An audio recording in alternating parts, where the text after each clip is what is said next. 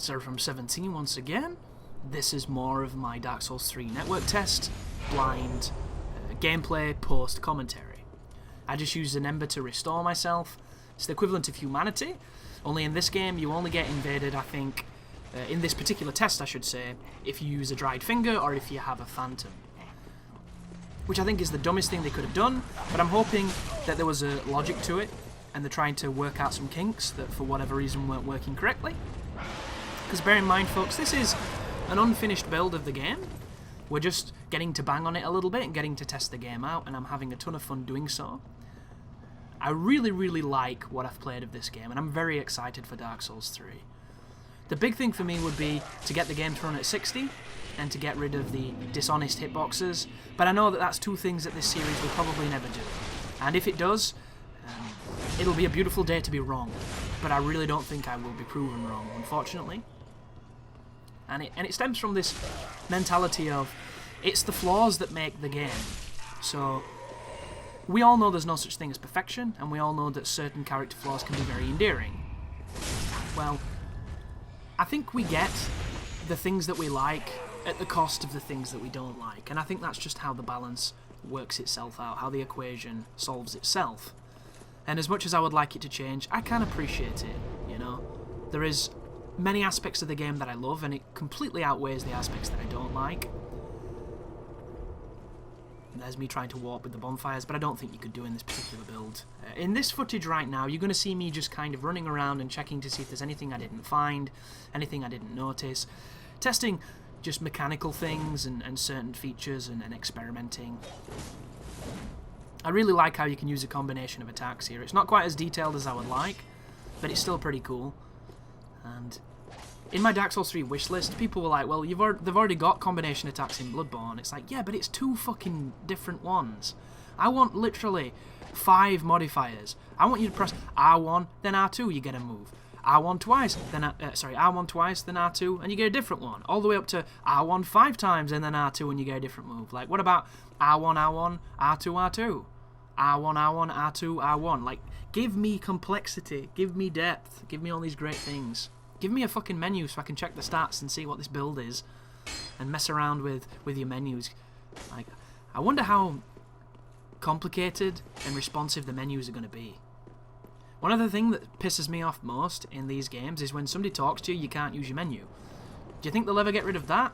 I don't think they will. And there's a fantastic area in the DLC for Bloodborne where you get fucked because of this. It is in the research hall with all the crazy swelling head dudes. There's a section where there is a shortcut ladder through a doorway, and if you go into that room, somebody starts talking and you can't interact with the ladder, and you're getting chased by like 5 fucking enemies, and they can all gangbang you while you're trying to climb a ladder that you can't interact with because some bitch is like, oh my god, I dropped a tampon. Like, fuck off. Ridiculous stuff. And it's not fair, that kind of bullshit. It really isn't, because it disables your ability to interact with the game, and you can't have her not speak because that's what she does when you go near her, and you don't have to talk to her, she does it of her own accord, which makes it worse. And there's a lot of features like that. Here come the dogs anyhow. Dogs in this game seem to be a little bit more balanced, I think. I still think the dog should take 1 hit. I always have. A dog should be a popcorn enemy that's incredibly evasive and annoying, but it should never take a few hits, because then it just becomes really annoying. Like, a dude like this should never be killed in 1 hit, because he's a big dude with a giant axe, but a fucking little shitty dog that does nothing but mess with lock-on and annoy you. Popcorn enemies, please. That's what I would like to see. Same with the crows in Bloodborne. Why do the crows take like 4 hits in the DLC from the 50-50 build with a fucking Ludwig sword? Really? Is that what we wanted? This is me trying to, oh wow. Trying to parry the dog's charge, which I'm almost certain you can't do, because you can never really parry the dogs. But once again, I would love to be able to parry everything, because that's my favourite aspect of these games. That was a bad parry. See the counter damage though? The counter damage is realistic. That's the type of damage you should take from that. If that were Bloodborne, it would have done twice as much. Finally. Oh, yeah. I'm also hoping that there's going to be more animations with the backstab, because as much as it tickles the nostalgia factor, we really need more animations for the criticals, backstabs, parries, that kind of thing. There's me trying to I think I'm going to try to jump to this or drop down to it from up there to see if I can do something crazy, because I always like to try and find jumps on these games because I think the jumps are some of the more interesting aspects of it. Recently, people were able to get to the DLC in Bloodborne for free because somebody found out a crazy way of doing it, which I think is hilarious. And I'm sorry, but you know, if somebody figures out a way to get to your DLC for free, that's on you, dude. Like, straight up. I think they should let them keep it because they found it. And I don't know if it patched it out of their game or something, which is... You know, they're a company, they want to make money, and I suppose in some ways you could call it stealing. But at the same time, it's your job to make sure people can't do that. And those people found it. So I'd be like, fucking, keep it, guys. You earned that shit. But everybody else, you know, here's a patch. It's like that little kid with Microsoft who somehow got around Microsoft security settings to spend a bunch of money on his dad's credit card, and he's like 8. An 8-year-old fucked up an entire security staff at Microsoft. What a guy. Gives me hope for the next generation of thinkers. But this is Dark Souls 3. It is a beautiful game. There was a most recent trailer that IGN was pumping earlier today, like, new gameplay, release date confirmed. It was all gameplay from the fucking beta, dude. I hate IGN for that shit. There was not a single shred of nothing in that was new. Not a single bit.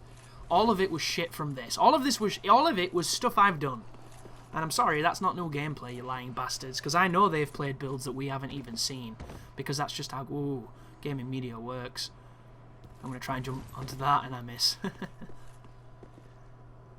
And that's one of the things that makes me wish I was able to get, you know, access to those kind of things. Like, I've got a modest following on YouTube, but it's not big enough to be flown out to FromSoft's headquarters and get to play some unique footage and things like that. I even met a massive fucking wally yesterday on Twitter, which was hilarious. I ended up tweeting to the head of the Namco Bandai community manager about patch notes for Bloodborne when Bloodborne isn't even fucking published by Bandai. It was such a dumb move. It's one of those things where I just lumped them all together and I don't even know why. You know, I quit out of Bloodborne so many times and see those menus at the start and there is no Namco Bandai, but for some reason I had it in my brain that this guy was like the mecca for all things, you know, Souls related. And it wasn't even published by them, so I looked like a massive bell end.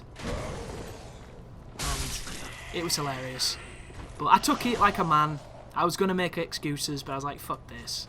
You know, I earned this, I'll wear this with pride. And it's just disappointing because that guy actually replied to me, which was awesome. And you know Sony aren't going to reply, so what's the point in tweeting at them? There's no point, because there's 1,000 people tweeting at them already. Oof. That was great. I got hit by 2 people, went into the fire, he then hits the fire, bounces back. Like, if that was Bloodborne, you're dead. Even if you've got the same life as me, you're dead. Like that. Now that is some Bloodborne counter damage right there. And it was from a jumping attack, which makes perfect sense, because he's using a giant axe. A giant amazing axe that is the great axe from Dark Souls. And I could not find it, and I could not get him to drop it in this network test, which makes me very sad. But we land the parry on it, so the jump attack from that weapon can be parried. I hope that correlates to the PvP. And I hope those critical weapon art moves can be parried as well, because I tried to do it a few times and I ended up getting fucked. So this is me experimenting with the buff. Not too sure if you're going to see me think about doing the parry resin riposte technique, which I made a video about.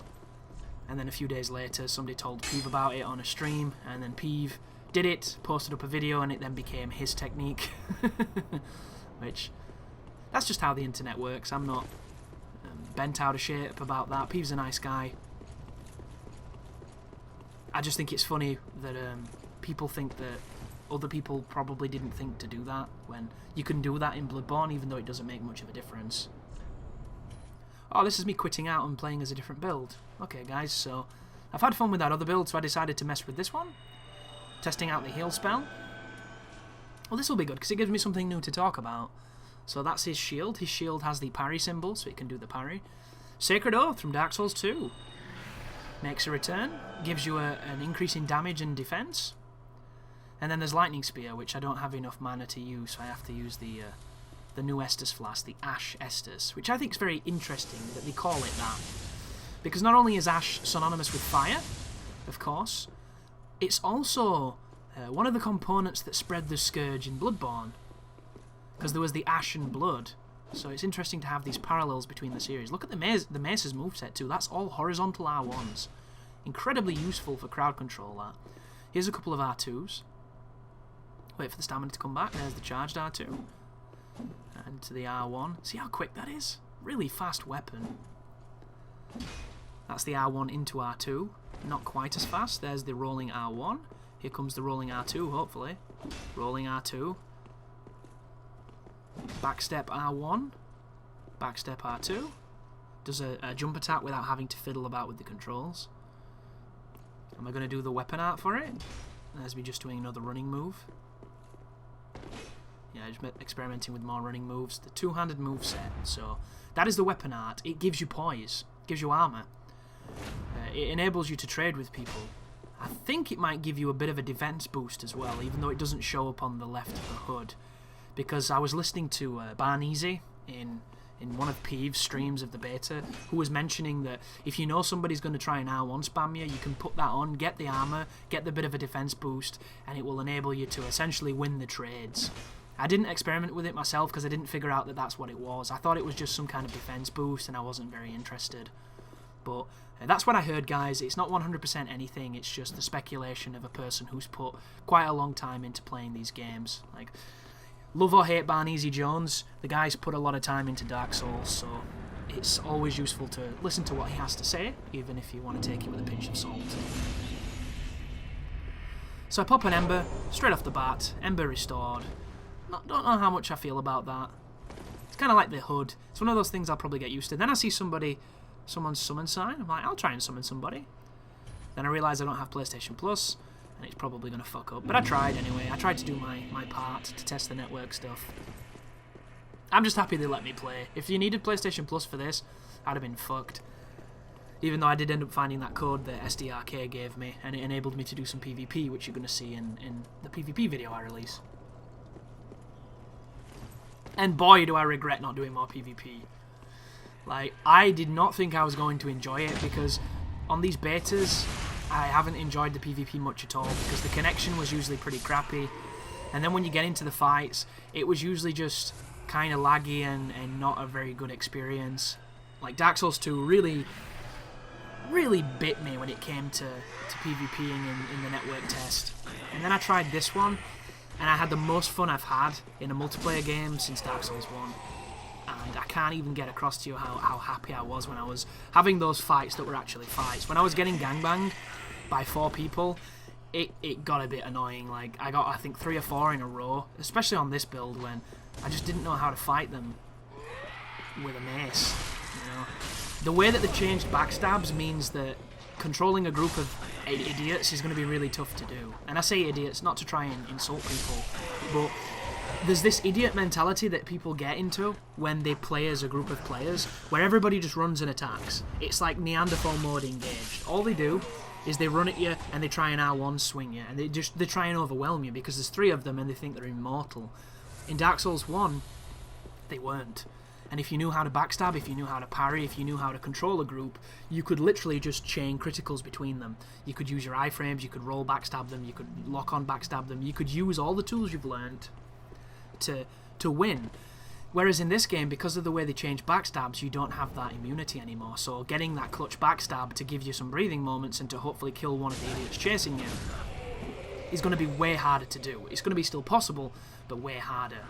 Parries are going to be way more important, and so is stamina. But the problem is, when you've got 3 guys attacking you and you're rolling away from them, you're burning stamina. If somebody clips you on the edge of a roll and you've burnt your stamina, you're going to get staggered and they're going to run up and crit you. So ganks in this game are going to be incredibly difficult.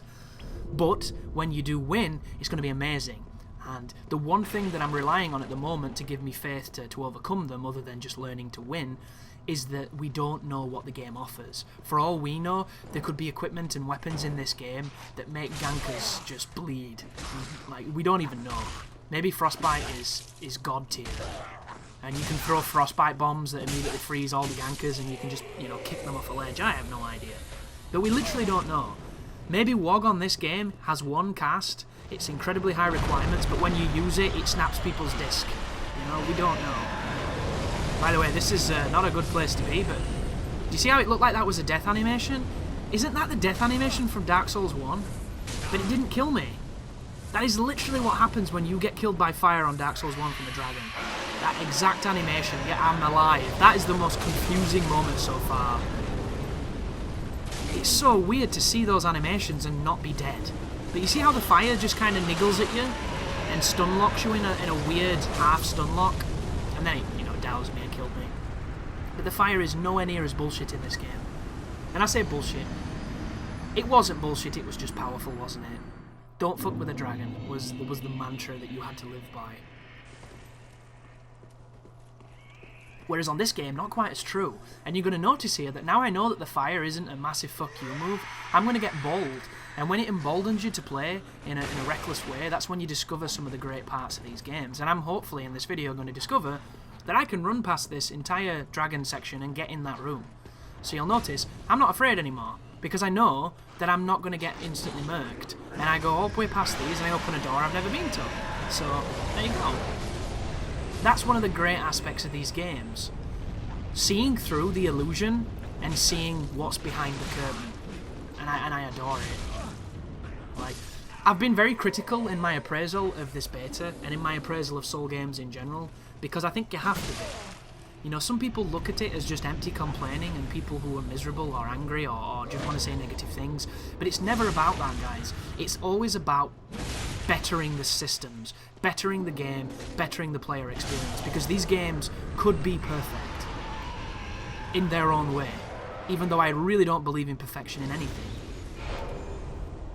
And it only takes a few tweaks to make it that perfect game for that perfect person.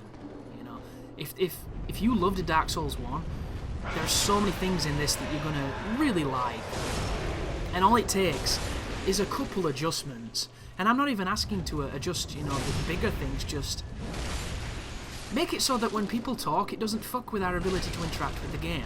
Make it so that when somebody swings a weapon, if it hits us, we take damage, if it doesn't, we don't. Make it sure when something jumps in the air, it doesn't double the size of their hurt box. Like, simple things. There's me checking for the mimic. Although if you look at the chain does look like it would be a normal chest, I think.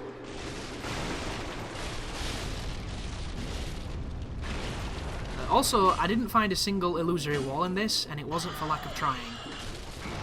I really like illusory walls, but I was having no luck. And the good news is your weapons couldn't break on the demo because you couldn't repair them.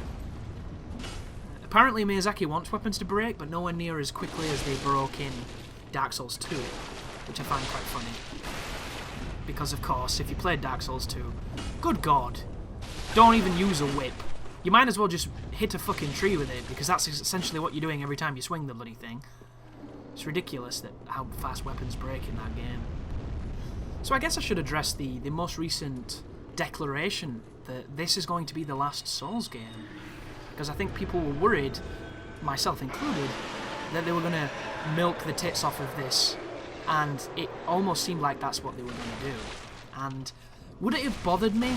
Yes. Would I have still played it and probably loved the games? Hell yes. Does that make me a hypocrite? 100%. But isn't it a good place to be a hypocrite if it's something you enjoy? When you stop enjoying it, that's when I think the hypocrisy dries up. But like, I would love a Bloodborne 2. I would love a Demon Souls 2. I would probably love a Dark Souls 4. It all depends on the game itself. But this is important, because not only has Miyazaki said this will be the last Dark Souls, but he's also said I think it's going to be like the last Souls game so that they can work on other things. And a lot of people are taking this to mean like it's, you know, the death of the series and all this kind of stuff. But look at it like this. This game's going to have some kind of closure. It's never going to be the closure you want, because that's just not the storytelling that this guy makes. However, there's going to be a definitive this is the end to this fantastic franchise. So I'm hoping they're going to just, every single deck, every single card, every trick in the book is going to get thrown out here, so that we see the best that it can be in every conceivable way, because there's going to be at least a couple of years before they even try to reopen the wound, even though it's the most delicious wound you could ever have. You know, it's like having an oversensitive genitalia or something. How is that not winning, as long as it's not painful? So it means that it's going to be the lasting memory of the series and the swan song for it in the best possible way. So there's no way we can't get something that's amazing. And it should excite you for what you are going to get. This is me discovering the Zwei by the way.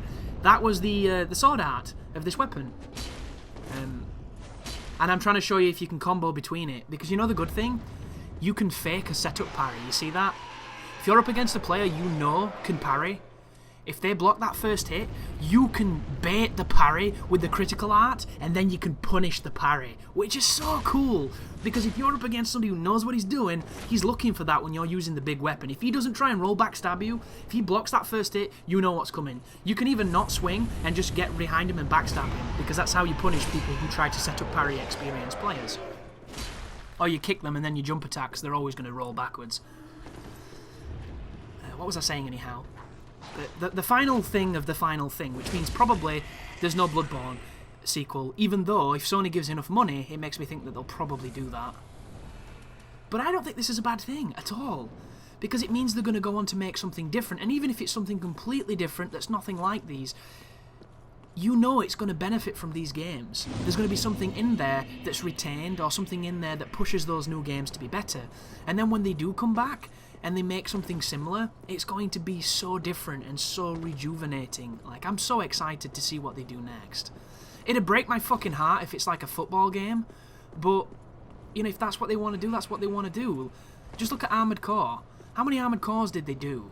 Like, even if you like Armored Core, it probably came to a point where you're like, stop making Armored Cores, guys, they fucking suck. Unless you really like them, and then you were probably like, please make more. Look at Tenchu. They pumped out a shit ton of Tenchus. I'd love a new Tenchu. And hopefully, when they do decide to do something that borrows from this game, it's going to be wonderful. Like, imagine a sci-fi game with Souls mechanics. But Souls mechanics that have been gestating and changing and being nuanced for 5 years. Like, everybody's giving Uncharted 4 shit for it's, what was it, 2011 when Uncharted 3 came out? It's been 4 years since an Uncharted. And it means the one that they're going to give you is going to be fucking good, doesn't it? Like, why do people... This entitlement to games is hilarious. Why does anybody want a game every fucking year? Because all it means is it's going to get completely saturated and you're going to get burnt out on it. Unless you're one of those people who's incredibly focused and just wants a very specific type of thing, which to me is just not good. Like, there are many games I love, but I don't want them every year. You know, that's one of the things that I was really afraid of with these, the fact that we got Bloodborne, Scholar and Dark Souls 3 in such a close proximity. And I made a tweet the other day saying, if Bloodborne got the Scholar treatment, I don't think I'd be bitter or pissed off at all. And what I meant by this is, I don't want them to give it to fucking Yui Tanimura so we can ruin it. And I don't want them to put enemies where enemies shouldn't be, so every fucking room's got 50 dudes in it for no reason, and here's a massive dragon blocking a doer that should never be blocked, or any bullshit like that. I literally mean 60 frames per second, DLC included, like, that's it. Make that game 60 frames per second, available on all consoles, and I'll love you forever. It'll never happen, but if it did, I would buy it again, gladly. Like, I think the DLC is great.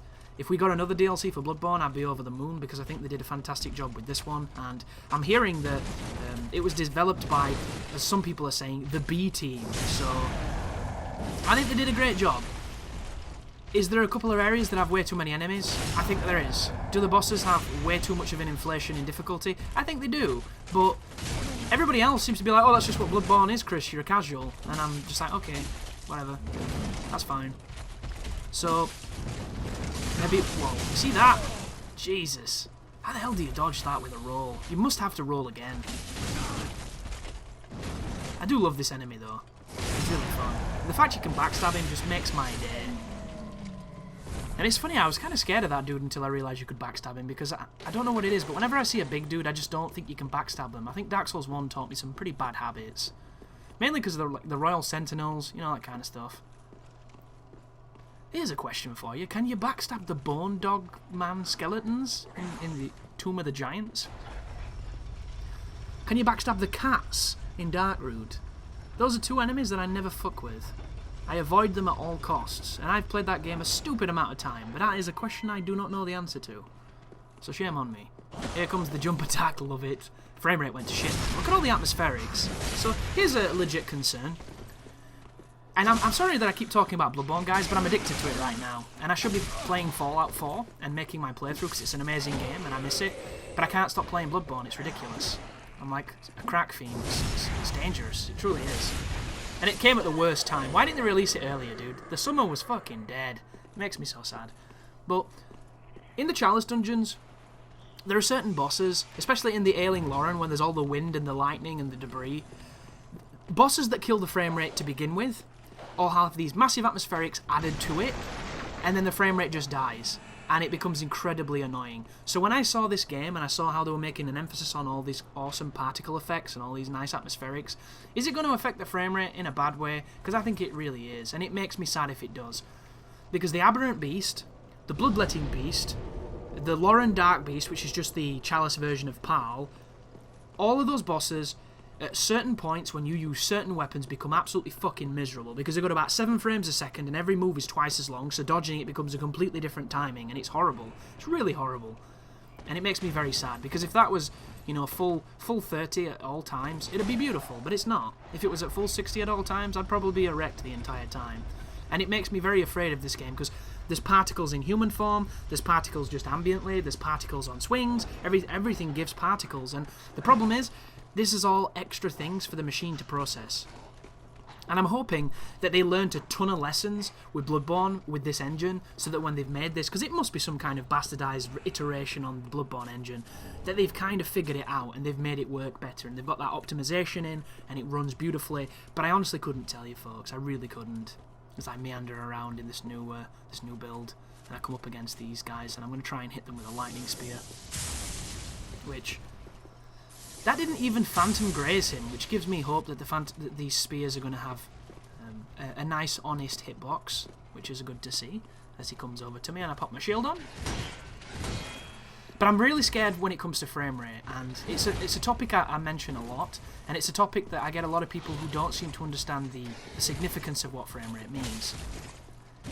Like, I'm not going to go into it again because I've gone into it far too much, but all I'm saying, folks, is if you're the person who right now is getting ready to be like, the eye can only see, you know, 23 frames a second and everything over that is imperceptible, or that frame rate doesn't affect gameplay, or all frame rate does is make Call of Duty pretentious, or any of those kind of statements, if you're of that mind and you don't understand why frame rate is a thing that you would want to be very high and always responsive and never fleeting and drop, Google it. Look into it. Just Google what does frame rate affect in games, or the advantages of a high steady frame rate, or watch any of the Digital Foundry videos where they show you these things. Like, just please look into it. And don't get me wrong, there's probably a lot of bullshit online, and there's probably a lot of bias online and a lot of things like that, but just go to the place that has a consensus or some kind of empirical evidence to go forward, something that is almost objective if it can be, but just look into it, because it baffles my mind that anybody can say, oh, I don't care about frame rate, because you do. You just don't know you do, because you don't realise what it's doing for you. Like, it does so much. It truly does. And a lot of people have been mentioning, why can't consoles have adjustable quality settings, where there are two options, where you either have really good resolution and a frame rate that is capped and fluctuates and piss poor, or another one where the resolution's capped at 720 and the frame rate's constant and fixed and great. Because for me, I will never pick resolution over frame rate, because one affects how something looks and the other affects how something plays, and that is massive. And if you can't see how big that is, I don't know what to say to you. I really don't.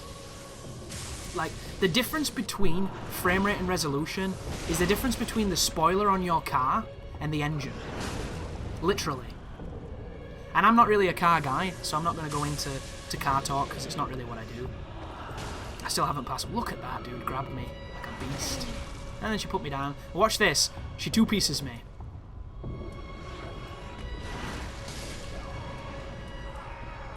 Yeah. Answers on a postcard, folks. Do you think that should have hit me at that distance? Because I don't think it should have. But it did, and that's what we're going to have to deal with. So thank you very much for watching, and you take care now.